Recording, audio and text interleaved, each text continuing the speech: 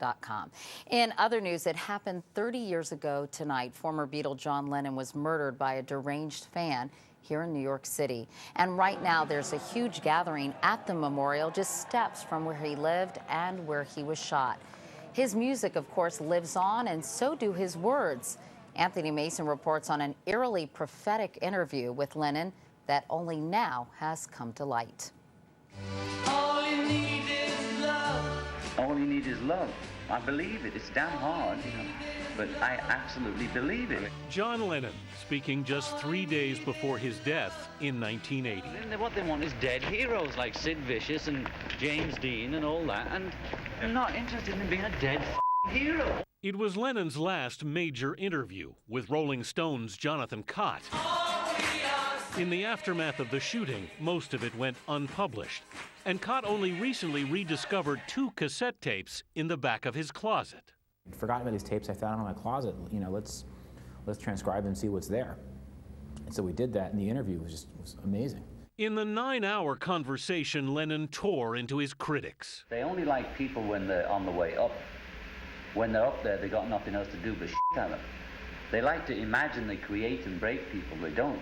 So forget them, you know what I mean? Strawberry fields. At the Strawberry Fields Memorial in New York Central Park, fans remembered Lennon today. So did Paul McCartney. It's kind of good for me to be in New York on this day, really. There's something sort of inspirational about it, even though it's, a terrible thing. But I feel kind of close to him when I'm here. Just like starting over.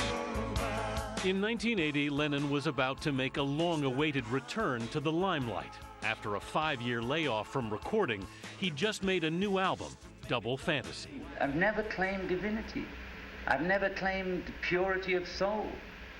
I've never claimed to have the answer to the life. I only put out songs and answer questions as honestly as I can, but only as honestly as I can. No more, no less. I hope someday you join us. 30 years later, for millions of fans, that's still enough.